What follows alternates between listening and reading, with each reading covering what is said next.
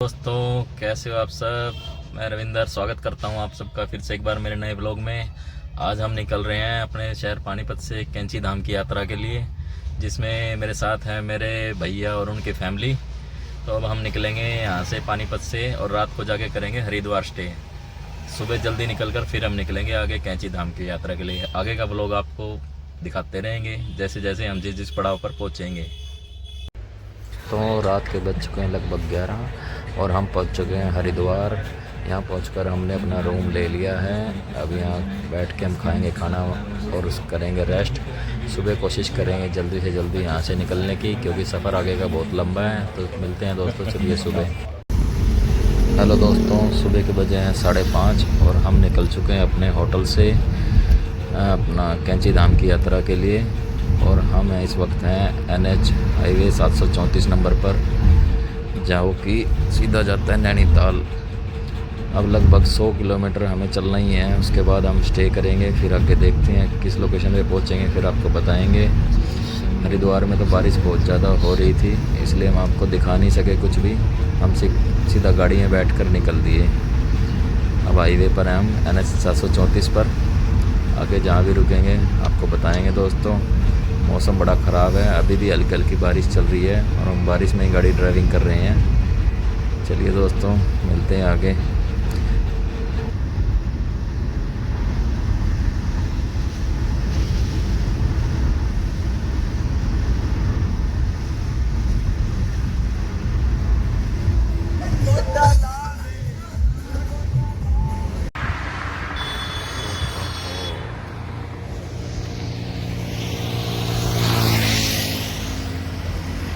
दोस्तों, हरिद्वार से निकलने के बाद हम हैं नैनीताल हाईवे पर। लगभग सुबह 5:30 बजे हम हरिद्वार से अपने रूम पे निकल लिए थे। और अब ये नैनीताल का हाईवे है पूरा लंबा। अभी हमें कम से कम 100 किलोमीटर चलना है। उसके बाद शहर आएगा आगे जाके, वहाँ से फिर टर्न लेंगे। बहुत ज़बरदस्त हाईवे है। ये देखो, 1 घंटे में लगभग 60 किलोमीटर हम आ चुके हैं। अब कहीं रुक के चाय नाश्ता वगैरह लेंगे। ये खड़ी अपनी गाड़ी, अपने भाई। ज़बरदस्त व्यू है, बाकी बारिश का मौसम हो रहा पूरा मज़ेदार।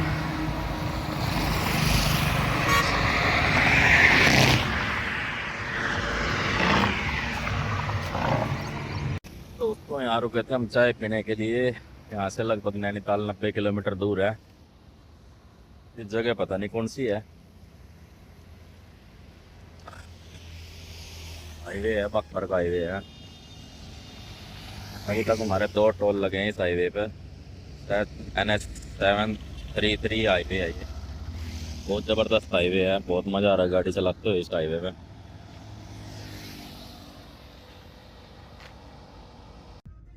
दोस्तों, चलते चलते उस हाईवे से उतरने के बाद फिर हमें उस हाईवे से उतरना पड़ा और हम निकल लिए बाजपुर वाले रूट पर। ये बाजपुर का रास्ता है जो कि सिंगल रोड है पर डबल लाइन है, ये अच्छी बात है। और सड़क काफ़ी अच्छी है। अब हमें इसी हाईवे पे आगे चलना है। चलते चलते बाजपुर से निकलने के बाद दोस्तों हम पहुंच गए हैं काला डूंगी। यह काला डूंगी एरिया का जंगली रास्ता। यहाँ पर दोनों तरफ घने वृक्ष लगे हुए हैं और पूरा जंगल ही जंगल है। यहाँ पर जगह जगह चेतावनी बोर्ड भी लगे हुए हैं कि स्पीड लिमिट 30 से 40 किलोमीटर प्रति घंटा ही रखें, क्योंकि कभी भी कोई भी जानवर रोड पर आ सकता है।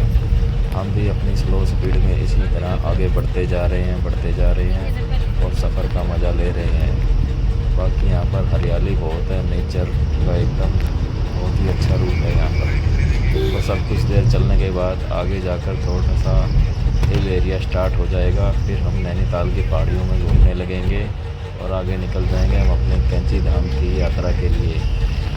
सफ़र बहुत ही सुहाना है, रास्ता एकदम ग्रीन ग्रीन है, बहुत ही मज़ा आ रहा है दोस्तों। चलिए चलते हैं आगे।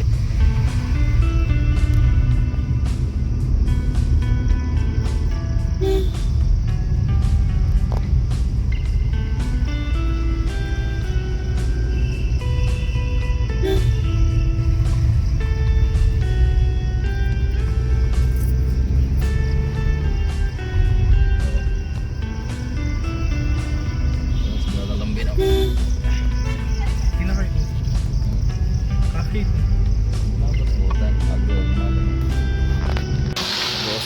अब हम हैं कैंची धाम के रास्ते पे। यहाँ से लगभग 20 से 25 किलोमीटर की दूरी पर है बाबा कैंची धाम का आश्रम। और यहाँ हो रही है बारिश। सुबह से ही हम बारिश में चल रहे हैं। हल्की हल्की फुहार है, बीच में पीछे कुछ तेज़ थी, लेकिन यहाँ ठीक है। ये लोहे का ब्रिज आता है, काफ़ी बड़ा ब्रिज है ये। बहुत ही सुंदर व्यू है यहाँ का। ये देखो पहाड़ों का नज़ारा ज़बरदस्त। ये देखिए दोस्तों कितनी गजब की खूबसूरती है। नीचे नदी चलती हुई पहाड़ी।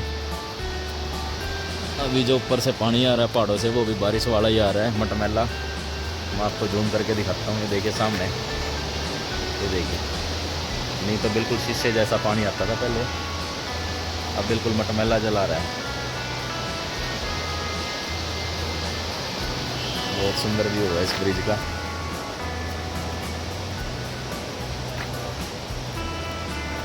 ज़बरदस्त व्यू, बहुत ही शानदार।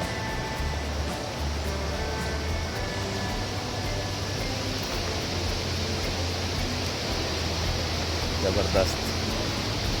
तो दोस्तों कितना शानदार व्यू है। नीचे गहरी खाई, मेरे घर का नज़ारा। बहुत ज़बरदस्त व्यू है दोस्तों, बहुत ही ज़बरदस्त जिसको बोलते हैं। आप कभी भी आइए कैंची धाम तो इस ब्रिज के पास जरूर रुकिए, फ़ोटो लीजिए, वीडियो बनाइए, खूब एंजॉय कीजिए।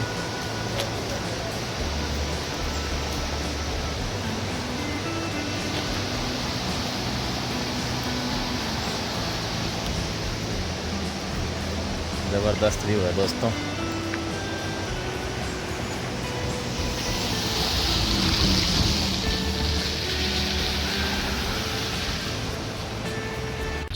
दोस्तों उस ब्रिज को क्रॉस करने के बाद अब हम निकल चुके हैं आगे की ओर। आगे जैसे ही हम चलते हैं तो सामने से क्या दिखता है, इतना घना ज़्यादा कोहरा, और बहुत ज़्यादा कोहरा था दोस्तों। गाड़ी चलाना भी एक बार तो मुश्किल हो गया था। फिर हमने अपनी गाड़ी का हीटर ऑन किया क्योंकि पूरी फॉग शीशे पे आ गई थी, और हम चलते रहे स्लो स्लो, एकदम आगे बढ़ते रहे। लेकिन एकदम मौसम भी बहुत अच्छा था, सुहाना था, ठंडा मौसम था। और हम चलते रहे ऐसे ही। कोहरा ऐसे ही आगे आगे हमारे चलता रहा।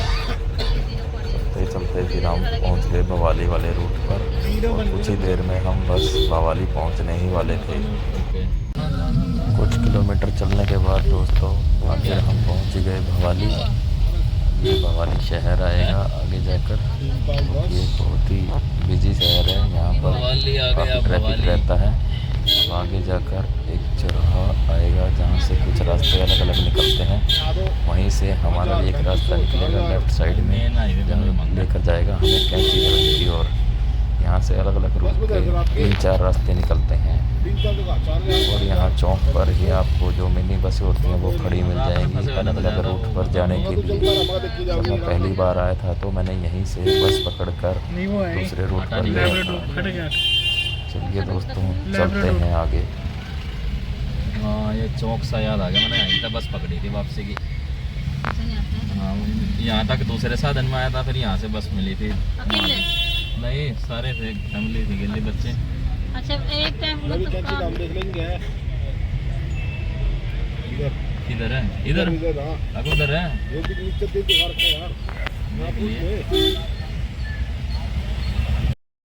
दोस्तों 7 घंटे के लंबे सफ़र के बाद आखिरकार हम पहुँच गए कैंची धाम आश्रम। बाबा नीम करौली जी के दर्शन किए। भीड़ काफ़ी थी क्योंकि शनिवार का दिन था। सैटरडे संडे वैसे ही भीड़ होती है हर जगह, यहाँ पर भी भीड़ थी। उससे भी ज़्यादा समस्या आई गाड़ी पार्किंग की। पहले जो पार्किंग आई उसमें तो हमें स्पेस मिला ही नहीं, तो इसलिए हमें गाड़ी आगे वाली पार्किंग में लेकर जाना पड़ी, जो कि मंदिर से कुछ दूरी पर थी। उसके बाद हमने दर्शन किए और फिर आए हम बाहर, क्योंकि मंदिर में तो कैमरा अलाउड नहीं था, इसलिए हम आपको बाहर से ही मंदिर के दर्शन करवाने की कोशिश करेंगे। ये देखिए दोस्तों, सामने मंदिर, जो सफ़ेद कलर का मंदिर है वही बाबा जी का मेन मंदिर है, बाकी सभी देवताओं के मंदिर हैं। दोस्तों अगर वीडियो अच्छी लगे तो चैनल को सब्सक्राइब करें, लाइक करें, वीडियो में कमेंट करें।